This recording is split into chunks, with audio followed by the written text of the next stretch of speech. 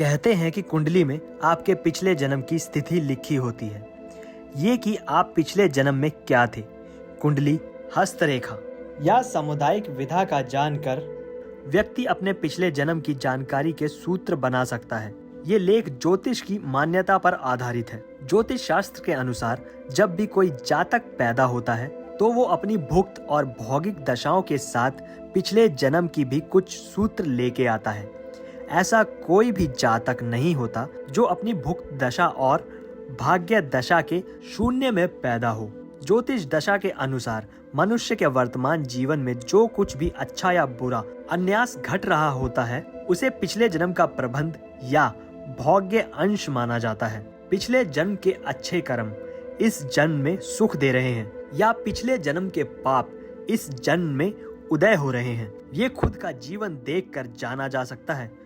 हो सकता है इस जन्म में हम जो भी अच्छा या बुरा कर रहे हैं उसका खामियाजा या फल अगले जन्म में भोगेंगे या पाप के घड़े को तब तक संभाल के रखेंगे जब तक कि वो फूटता नहीं है।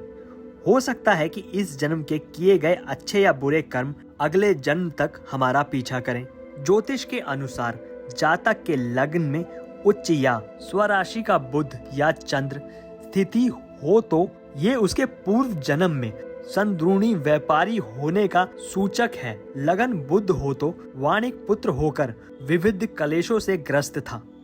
किसी जातक की कुंडली से लगन स्थान में मंगल उच्च राशि या स्वराशि में स्थित हो तो इसका अर्थ है कि वो पूर्व जन्म में योद्धा था।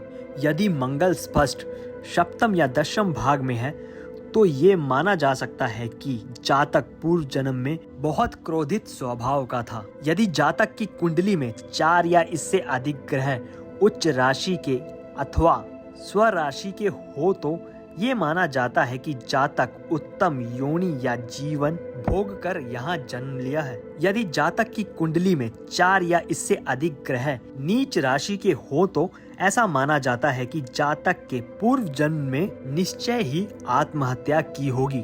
यदि जातक की कुंडली में लगन स्थान गुरु है तो माना जाता है कि जन्म लेने वाला जातक बहुत ज्यादा धार्मिक स्वभाव का था। यदि जातक की कुंडली में कहीं भी उच्च का गुरु होकर लगन को देख रहा हो तो माना जाता है कि जातक पूर्व जन्म में धर्मात्मा, विवेकशाली, साधु अथवा तपस्वी था। गुरु शुभ ग्रहों से दुष्ट हो या पंचम या नव भाग में हो तो भी उसे सन्यासी माना जाता है। यदि कुंडली में सूर्य 6वें, 8वें या 12वें भाग में हो अथवा तुला राशि का हो तो माना जाता है कि जातक पूर्व जन्म में भ्रष्ट जीवन जीकर जन्मा है। यदि जातक की कुंडली में लगन या सप्तम भाव में शुक्र ग्रह हो तो माना जाता है कि जातक पूर्व जन्म में जीवन के सभी सुख को भोगने वाला राजा अथवा सेठ था। यदि जातक की कुंडली में लगन एकादश, सप्तम या चौथे भाग में शनि हो तो माना जाता है कि जातक पूर्व जन्म में पाप पुण्य कार्यों में लिपटा था। यदि जातक की कुंडली में लगन या सप्तम भाव में राहु हो तो माना जाता है कि जातक की मृत्यु अस्वाभाविक रूप से हुई होगी। यदि जातक की कुंडली में 11वें भाग में सूर्य, 5वें भाग में गुरु तथा 12वें में शुक्र है तो माना जाता है कि जातक पूर्व जन्म में धर्मात्मा प्रवृत्ति का तथा लोगों की मदद करने वाला था। तो दोस्तों आज के लिए फिलहाल इतना ही। हम फिर मिलेंगे एक और नई जानकारी के साथ।